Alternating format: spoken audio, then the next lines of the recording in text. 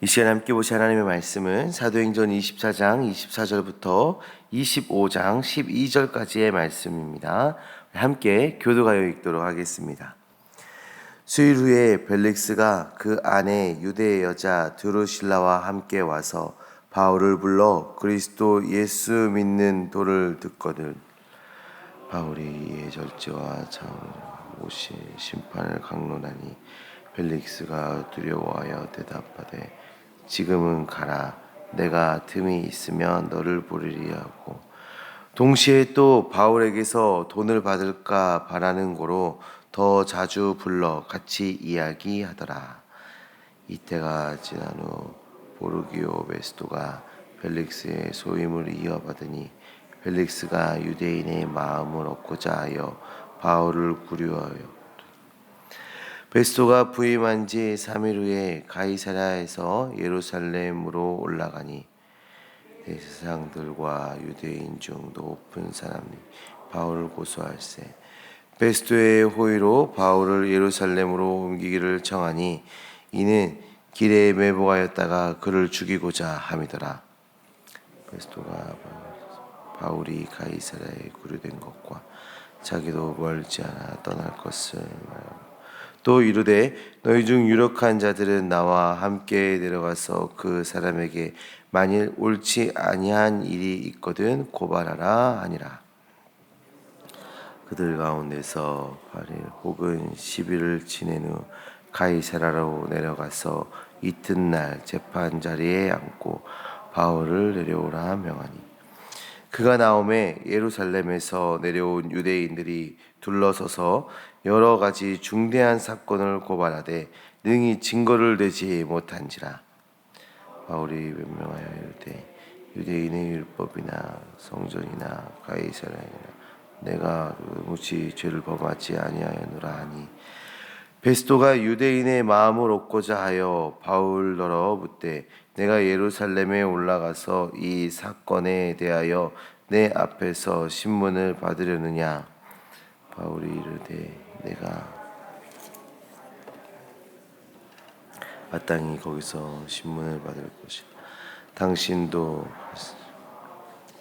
내가 유대인들에게 불의를 행한 일이 없나이다.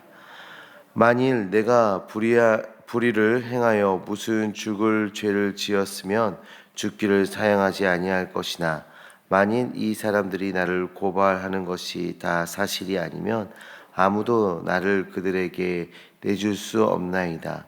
내가 가이사께 상소하노라 한데 베스토가 배석자들과 상의하고 이르되 내가 가이사에게 상소하였으니 가이사에게 갈 것이라.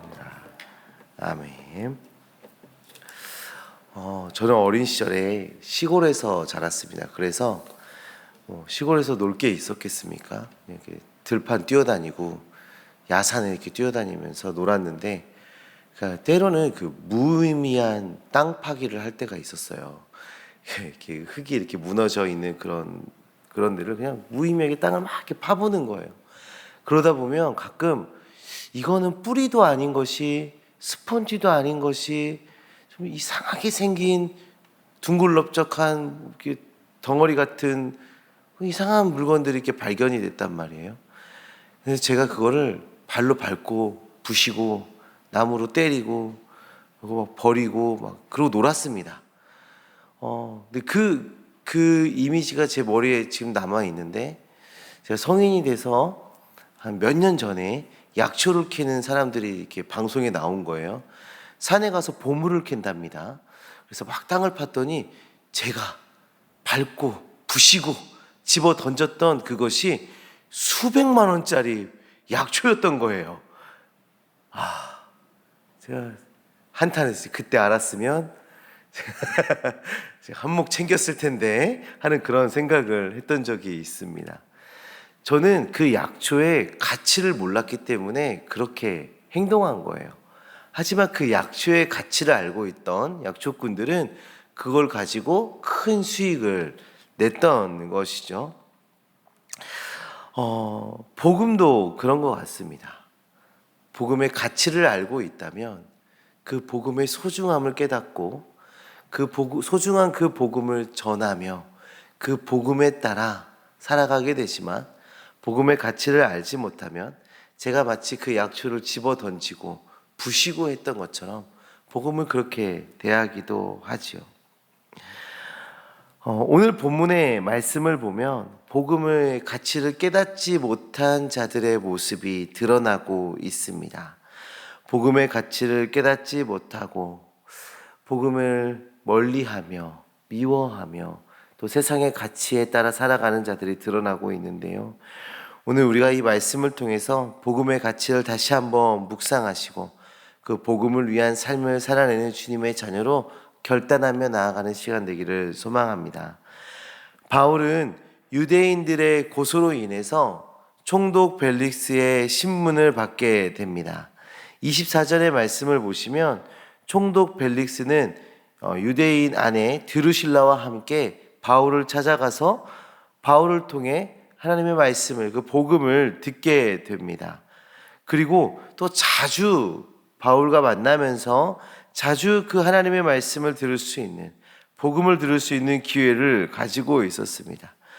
당대 복음의 가장 정통한 자 중에 하나인 그 바울을 곁에 두고 자주 그 말씀을 들을 수 있는 기회를 얻게 된 것입니다. 그런데 그 바울을 통해서 복음을 들었음에도 불구하고 그 복음의 가치를 깨닫지 못합니다. 벨릭스는 장차 오게 될 심판에 대해서 두렵다며, 그 말씀을 듣고 두렵다며 그 말씀을 피했습니다. 그리고 바울에게 뇌물을 좀 받을까 하여서 바울과 대화를 여러 번 시도했습니다. 복음의 가치를 깨닫고 복음을 듣고 받아들이기 위해서 대화한 것이 아니라 세상의 가치를 따라 돈을 요구하고 바라며 바울과 대화를 하고 있는 것입니다. 27절의 말씀을 보시면 이태가 지난 후라고 되어 있는 것을 보니까 2년의 시간이 흐른 겁니다. 2년의 시간이. 바울이 이렇게 바울과 함께 복음에 대해서, 하나님에 대해서 이야기를 나눈 그 시간이 2년이나 흐른 겁니다. 그런데도 복음의 가치를 깨닫지 못하고 벨릭스는 여전히 복음을 가지려 하지 않고 있었습니다. 복음의 가치를 깨닫지 못한 또 다른 무리들이 있었는데요. 이제 벨릭스의 후임으로 베스도라 하는 자가 오게 됩니다. 유대교 지도자들은 바울을 암살할 계획을 하게 되죠. 하지만 이 베스도에 의해서 그 암살할 계획은 이제 무효가 되게 되고, 이제 그 고발로 인해서 다시 한번 바울이 심판을 받게 되는 장면을 이제 우리가 보게 됩니다. 성도님들, 2년의 시간이 지났어요. 그 바울을 고발했고 그것이 2년의 시간이 지났는데 그 유대교 지도자들이 계획하고 있는 것이 무엇이었습니까? 암살하려 했습니다. 여전히 그 시간 동안에도 복음으로 변화되지 못하고 복음을 받아들이지 못하고 그냥 바울은 사라져야 할 존재로 갖고 있었던 것이죠. 바울이 전한 그 복음은 무가치한 것일 뿐으로 남아 있는 것이죠. 성도님들, 벨릭스와 유대인들의 모습을 보시면 어떤 것이 깨달아집니까? 우리가 신앙의 성장은 환경이나 어떤 시간이 해주는 것이 아니라는 것을 우리가 볼 수가 있습니다. 복음의 가치를 모르면 아무리 시간이 많이 흘러도, 복음을 들을 수 있는 기회가 아무리 많이 있다 하더라도 신앙은 자라나지 못하는 것입니다. 반면 복음의 가치를 깨달은 자의 모습은 어떻습니까? 유대인들은 바울을 고발하고 바울의 중대한 제목에 대해서 증거를 찾지 못하였습니다. 그러나 그 2년이 넘는 시간 동안에 바울을 고발하고 그 증거를 찾을 수가 없었던 것이죠. 그를 고발했던 증거들을 찾아낼 수가 없는 거예요. 복음의 가치가 너무나도 귀해서 세상의 다른 것에 마음을 뺏기지 않고 살았던 그 바울의 삶에는 죄를 미워하고 죄를 멀리하는 그런 삶을 살아왔다라는 것을 우리가 볼 수가 있습니다. 하나님의 선하심과 그 아름다움을 추구하며 하나님의 의를 추구하며 살아왔다는 걸 볼 수 있는 것이죠. 그리고 바울은 예루살렘에서 재판을 받지 않고 로마로 가려고 합니다. 가이사에게 재판을 받고자 합니다. 그 이유가 무엇이었나요? 복음이었습니다. 그 로마에도 복음을 전하기 위해 바울이 그러한 선택을 한 것이죠. 자신의 안위보다는 복음을 전하는 것에 더 관심을 갖고 있었던 것입니다. 사실 지금 이 재판의 판세가 다 바울에게 기울어진 상태 아니겠습니까? 유대교 지도자들이 고발을 했어요. 그리고 총독은 유대교 지도자들에게 마음을 사기 위해서 바울을 이제 재판을 하게 되었는데, 그를 고소할 그 죄목에 증거도 아무것도 되지 못하여서 그 죄가 다 증거 불충분으로 무효가 될 수 있는 상황인 것이죠. 오히려 예루살렘에서 재판을 받으면 무혐의로 나오게 될 확률이 더 높았습니다. 그런데 그런 안위를 뒤로하고 복음을 위해서 로마로 들어가고 있는 것이죠. 죽음을 각오하며 안전에 보장이 없는 로마로 향한 것입니다. 복음을 전하기 위해 복음의 소중함과 그 가치를 드러내고자 그렇게 선택한 것이죠. 사랑하는 성도님들, 복음의 가치를 깨닫고 살아가고 계십니까? 복음의 가치를 알아 안위를 쫓는 것이 아니라 복음을 전하는 삶을 살아가고 계십니까?